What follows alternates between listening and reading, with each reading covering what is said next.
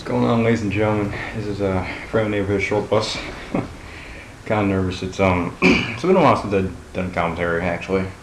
As you guys know, for anyone that has followed my channel, or not followed, but anyone that watched my videos for a while, you would know that my last video that I put out was a pretty much a conclusion to my YouTube endeavors. I thought I was joining the Navy. I probably shouldn't have said thought because I just gave it away, but I thought I was joining the Navy. I thought I would be really, busy working out, trying to get ready for the BUDS program, whatever. There's a lot of stuff I want to go over in this commentary today, and not a lot of time to do it. I have roughly 20 minutes to do it, so I'm just gonna get right to it. I'm gonna keep making videos. The reason why I stopped was the whole Navy SEAL thing, whatever. I wanted to try it, and another reason was actually in my channel description. My computer caught a virus, porno, whatever it may be. I actually think it's all the YouTube stuff I downloaded from my computer. My dog's crying again.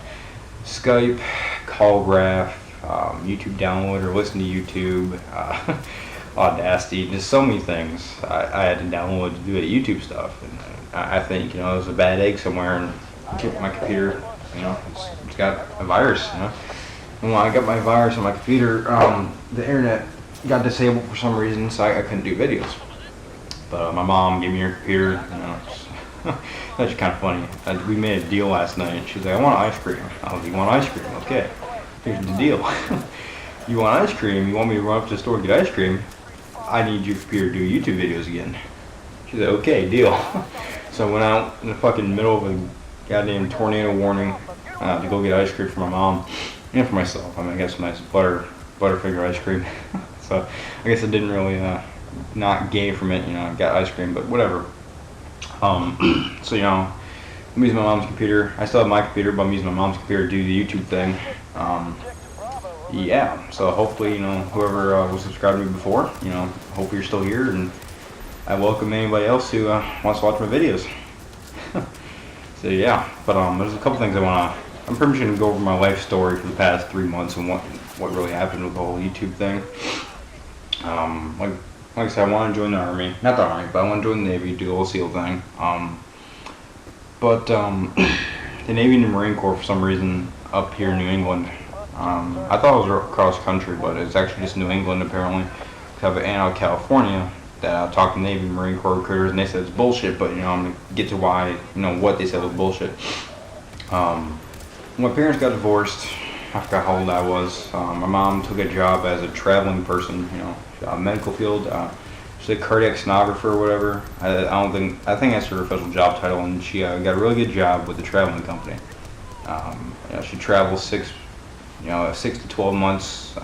That's what the assignments were. She would go out to hospitals, teach people how to do what she does, and then she would go wherever she used to do what she does all across the country. And I think she almost got a contract in Hawaii, but some personal issues came up with my father. I'm not really going to go into detail because it's YouTube. But I just couldn't live with my father anymore, so I moved with my mother. And like I said, she was a traveler. She traveled hospital to hospital. So I needed to be flexible, and instead of putting me through school every 6 months, having to leave my friends, she signed me up for the Penn Foster program. And she's like, "What do you want to do when you're 18?" I was like, "I want to join the military." So I did Penn Foster because they said it's a highly credible high school diploma. I know a lot of people are open-minded and they accept it. I think Harvard and stuff like that accept it, and why not the military? So I thought it was good, but came time when I was 17, and I was so gung-ho about the Marine Corps. I want to go be a jarhead. No offense to them. All respect to everyone who serves in uniform for this country, but I'm just joking around. But I want to go be a Marine so bad. So I went to the Marine Corps recruiter up here in New Hampshire, and it was all going good. Set a date, went up there, and he's like, "All right, let me see your high school diploma, birth certificate, yada yada yada." I gave him everything. I gave him a high school diploma, and then he sat back in his chair like, And that's why I first sensed things are going wrong. But So we called this guy, his commanding guy, whatever you want to call him. I really don't know. And they said they don't accept it. I can't join the Marine Corps with just a Penn Foster, high school diploma. They said I'll have to go get a GED and or 15 college credits, and or meaning probably and 15 college credits. And he said the reason why they're making me doing this because they want to make sure I was socialized. Parentheses. I think I've been out of school for like almost a year, so I think it's parentheses. Socialized. Which, if any of you ever watched Full Metal Jacket, that pretty much means he wants to make sure I'm not going to start shooting people the last day of boot camp because I didn't get a Twinkie in my MRE or something. So, I took it. At the time, I took it really personally because he was pretty much wanting to make sure I wasn't crazy because I've been homeschooled for 3 years. Like I said, I took it personally, which I really shouldn't have. Yeah, I took it personally. I shouldn't have, because Marine Corps is a combat-oriented branch of service. I should have realized, it's standard procedure. But I pretty much cut all ties with the Marine Corps after that. I was like, no, I'm just gonna go look elsewhere, look at my other options. So I really didn't have any intention of doing so.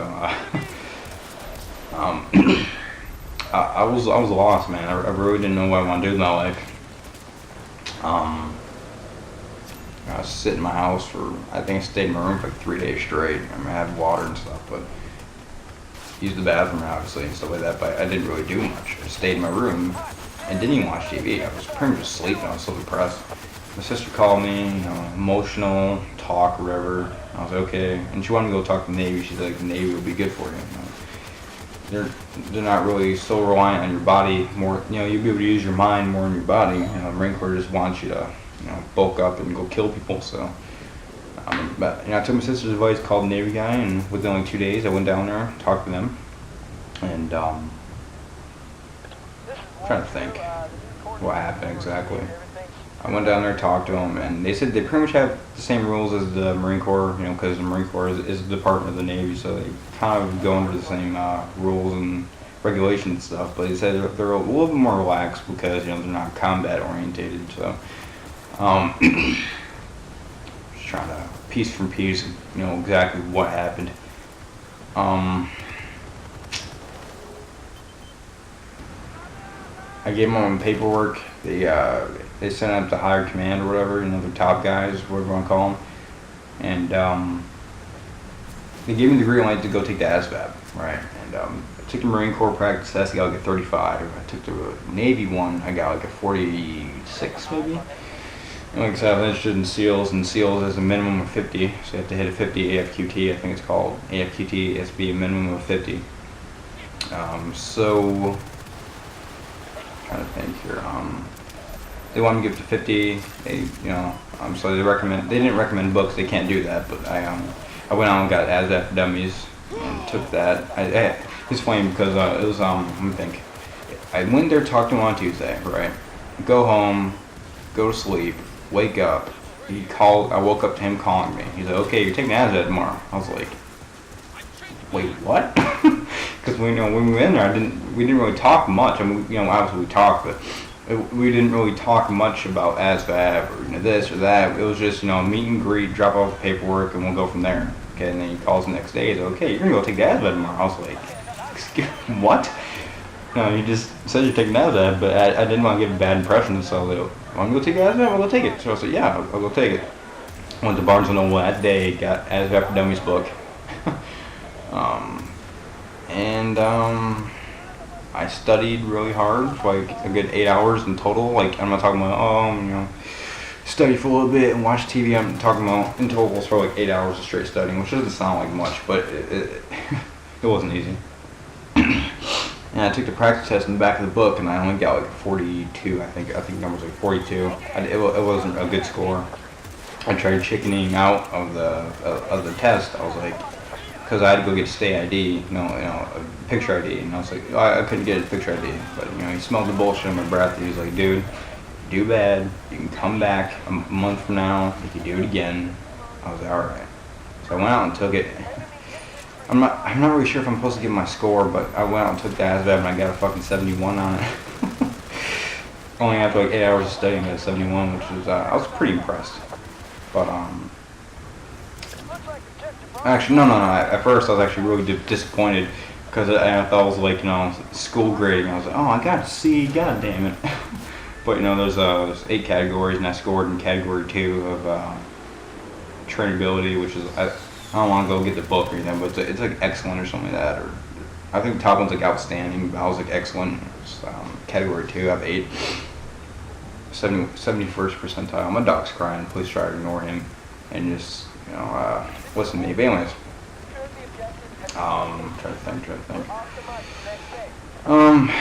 And then he got word back from the guy. My fucking dog. Okay, he got word back from the guy. I'm sorry, I'll be back in a second.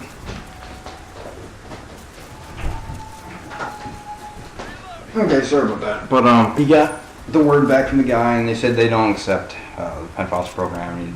The Navy guy said you have to go get a GED. And this Navy guy was a little bit more comforting than the Marine Corps guy. The Marine Corps guy was straight up, no bullshit, go get a GED or whatever. The Navy guy was kind of comforting about it, so I was like, okay, I'm gonna go do it. He was like, if you get this GED, we will get you in the Navy. So I go out and get the fucking GED, right?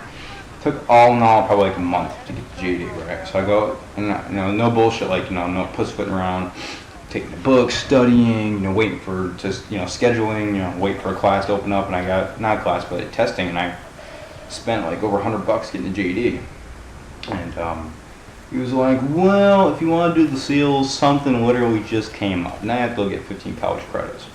So you fucking serious? I was like, I'll join the Navy, work out for a year or 2. Get some real good numbers up, and I'll just take my chances. Because I don't want to wait 6 months to a year, because I want to be in the military now. He's like, I understand. So I told him off, and I was like, my great aunt out in California said this is bullshit, and he got really defensive, so we pretty much just terminated that right there. He called back like 15 minutes later. He's like, okay, I think I have a way to get you in the Navy without waiting for a special slot at MEPS, HP3 or whatever. He was like, there's a hospital corpsman job that's about to open up, and he was like, if you take it, you don't have to we don't have to get a special slot.